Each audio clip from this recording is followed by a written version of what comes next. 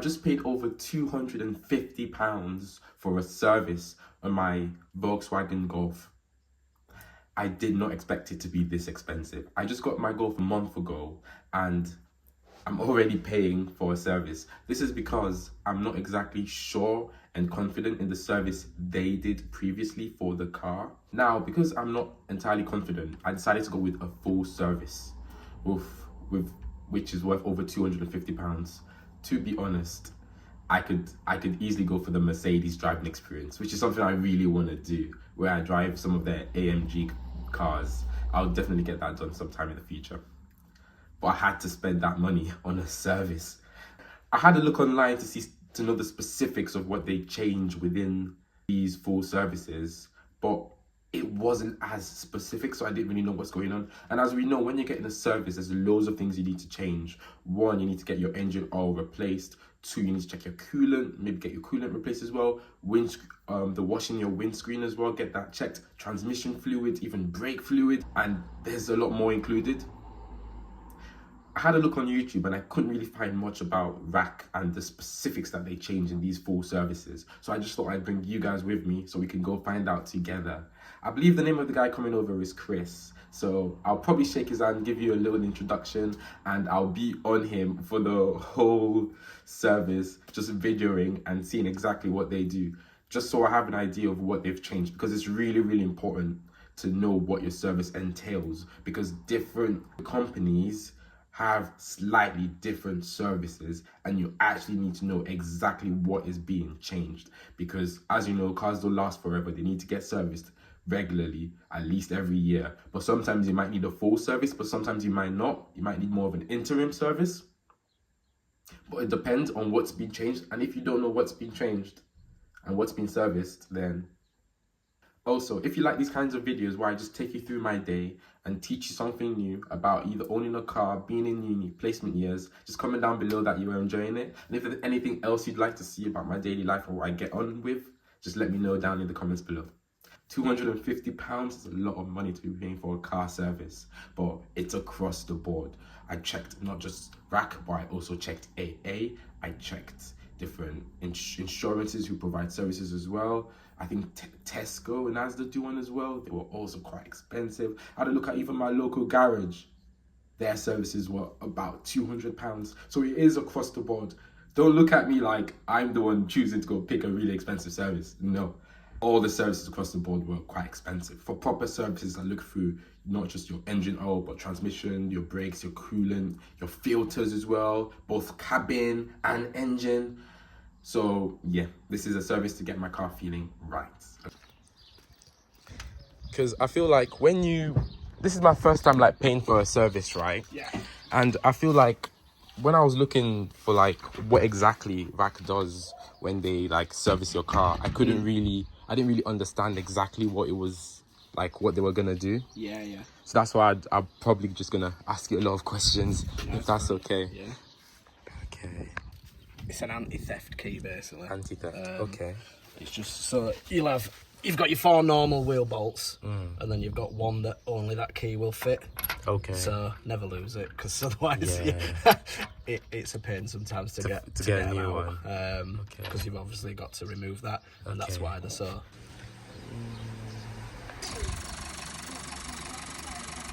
Look at that. This is the undercover for the car. As you can see, it's slightly broken on the side. These are things you won't be able to see unless you really get under the car and take it off. Engine oil change. It's not really black, so it's not black. It's obviously it's been kept up with the servicing in its life. Okay, nice. That's just your filter. Okay. And filters are also meant to be replaced, right? But not today. I don't think I paid for that. With the full, you'll get your oil and filter, and your air will get replaced as well. Okay, so I get filter and the air. So the air is the air filter, engine air filter? Basically all the air coming in. Oh, the air, okay. It basically, through certain vents, it gets drawn in, then there's a filter in there that just keeps all the leaves and tree bits and against all the engine. the dust and stuff out. Yeah. And it's clean going into the engine. What about the cabin one? Did I pay for that? Cabin, no, cabin is a different one. That's different. Okay. As far as yours, the extras would have been cabin and plugs. But they tend to have a lot longer lifespan. Okay. Especially plugs nowadays. Okay. They do vary car to car. Okay. But yeah. My oil looks good. I feel like it's so cool to like know so much about cars. Because the average person knows nothing. Simple as nothing. They don't even service their cars. They don't do anything. They just drive it and then it breaks down and they take it to the mechanic. If you do nothing else, at least get the oil changed. At least get the oil At changed. least get the oil changed, and then you know it's. And to get your oil Yes, changed yearly. Or they do vary. Each manufacturer will have a set mileage they'll recommend, as well as sort of a 12 monthly. Yeah. So obviously, for the people that are doing a lot higher mileage, They need to get more it frequently. might be The more frequent. interim, because I think you've got an interim plan as well. Yeah, so the interim. Like if you're getting a full this year and you're not doing a lot of miles next time, probably just even an interim or even an oil change, just a standalone oil change. Okay. As long as you're getting sort of every other year, you're having a full, you'll be fine. I'll be fine. Yeah. Okay. Because I did feel the full is quite expensive. Like, because I did the brake fluid as well. Because I wasn't sure whether to do it, so I paid for that as well. I just kind of felt like, oh, this is really expensive. Should a student really get a car in uni? My first car was a Nissan Micra, 2003. Oh yeah. It broke down over and over and over. It was, those like banger cars that The engine kept going there. Well, the engine never stopped. They're good. And They're the so engines good. On the Micras they're really The good. engine never went. It was more of like the ignition that I had else. issues with. Yeah, I wish I had like a push start, because some people installed push starts, and then those push starts never stopped. They always like kept going. But mine, because it was like the spark plug. It kind of that ignition. We couldn't find out what was wrong. Exactly, are you seeing that looks good under there? Basically, just checking for any leaks. Leaks. Any excessive movement in mountains, bushes, linkages, just check it all. Basically just getting the pry bar in, working it, see if there's excessive movement there, and there isn't. There isn't, looks good. No, Okay. as far as that is from under there. And the engine, there's no leaks, it's all dry under there, which is a good sign. Good. You Because never know, sometimes, because they have these trays fitted, you might develop some leaks, only slight. But because them trays sort of hide it, it may drip onto there and then dry out before you actually realise. So part of it, obviously, remove that and then have a look, visual. and you've had a look, and it looks dry and good. Over everything. Okay. But yeah, no, it's good under there. Oh, perfect. Because when I was buying the car, because I don't really know much about cars either. I never really like went under and had a look. All I look at is like the engine, does it start? Check if the music works. I'm like, okay, there's Bluetooth, there's CarPlay, and I'm like, okay, I'll just take it. Does it work to the point of what you're interested in? Yeah. Does it start, run? Yeah. Can I play my music? So I'm really. I should be fine. Okay, it's looking good. It's looking good. I feel like there's too many good cars these days.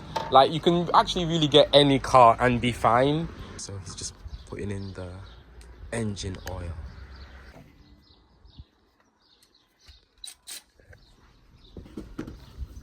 Best means of transportation.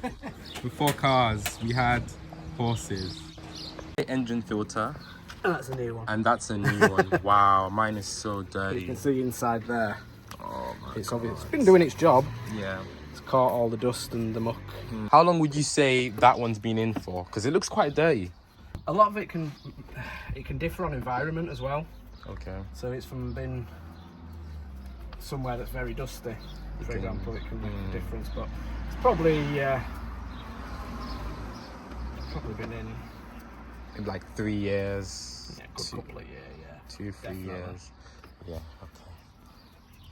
But that's good. That's why we pay for a service every year. Get it changed and sorted.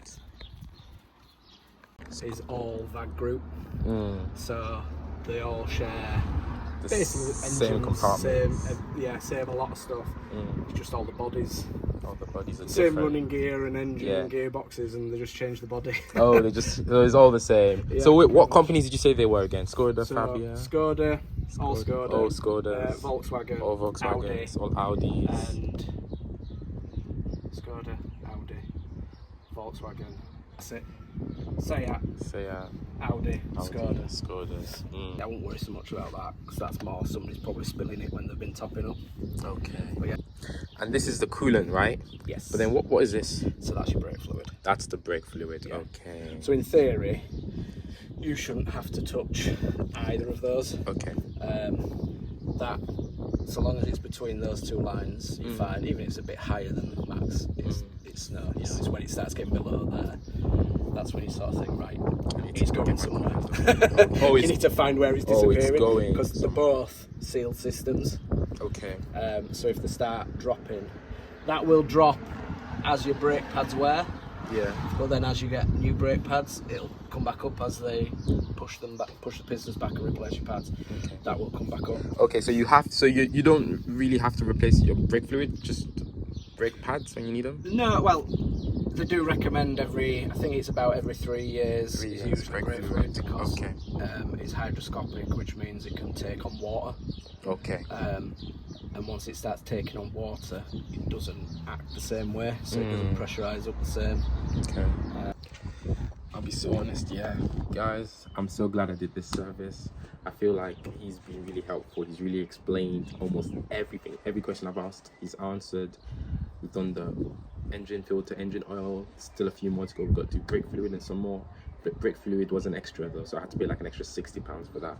But yeah, I feel a lot more relaxed and rest assured that my car looks good. But let's keep going. You don't have to have somebody else doing it, you can do it all yourself. You can do it all yourself. It's quite common on a lot of Golfs. You should see how that's oily there. Yeah. It's just starting to leak. Okay. So basically these are, your shock absorbers are filled with a bit of oil and compressed gas. Yeah.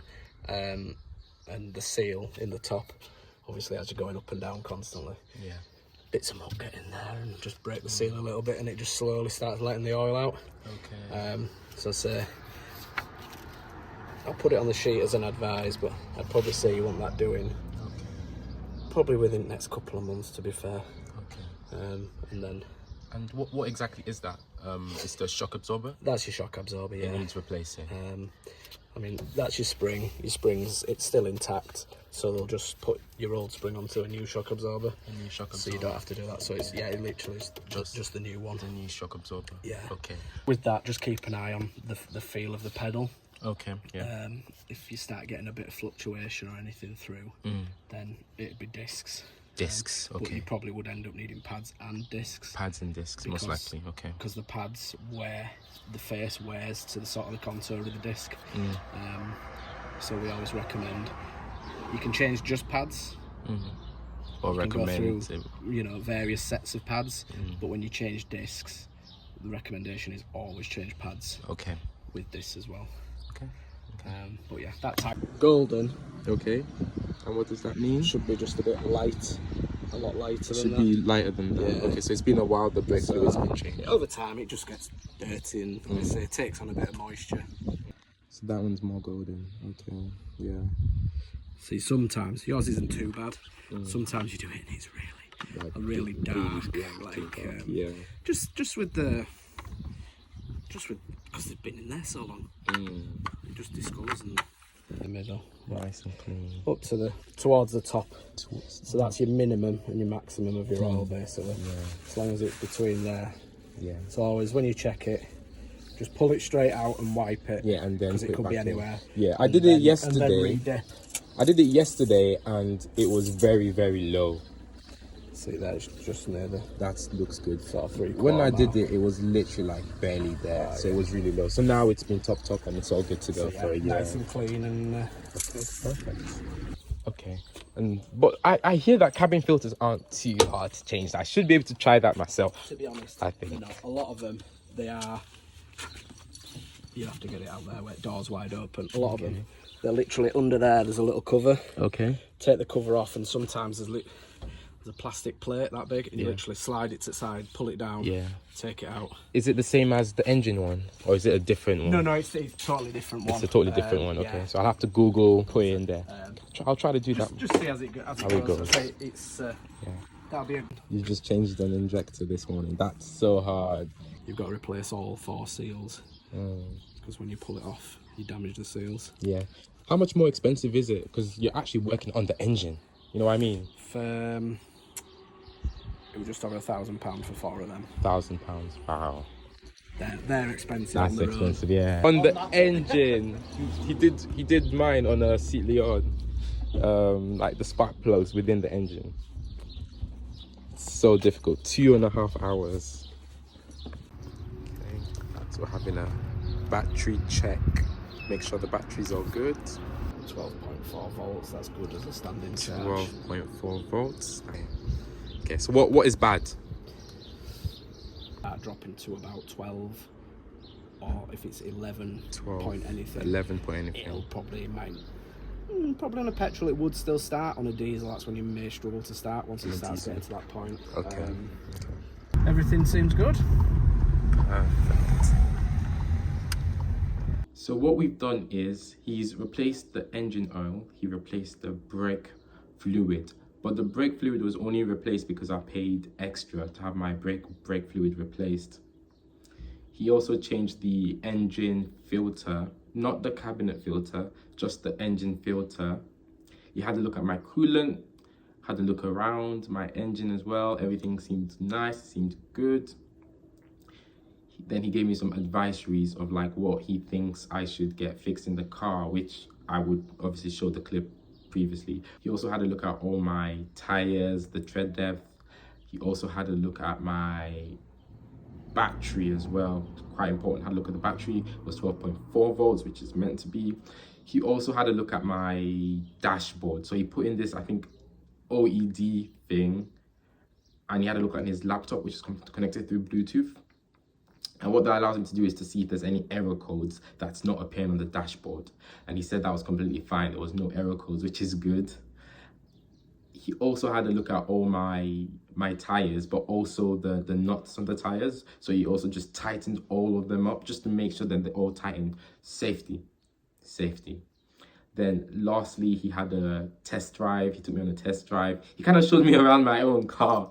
Just went through all the settings the car has, everything my car can do. We went through everything, went through different modes because my car's got a sports mode, eco mode, individual. Went through all of that, checked the windscreen wipers, make sure they were working. It's in the car. I just feel more confident with having my car on the road, and I feel more rest assured that it's been serviced and checked. And now that I've done a full service, I don't need to do another service till like next year. And even if I do have another service next year, it's going to be an interim service rather than a full. I don't need to do another full. My full was about £250 plus, but an interim I think is a bit cheap. It's like 150 or something, which is better. And to be honest, do I think it was worth the price? 100%. Maybe it's because I was in his face, asking him loads of questions, asking him to explain everything to me. Customer service, 10 out of 10. He was really helpful, really helped out. And now you guys know a bit more about my car, and you guys know how to take care of your car and the kinds of services you need to get done at what intervals, at what times as well. So if you guys have any questions later on about my car, a car tour is coming. Don't worry, I will give you guys a proper car tour and go through the specific features and things that my car has got, and the reason why I chose to go with that car specifically. That car tour is gonna come around. I'll see you guys later, and thank you so much for watching.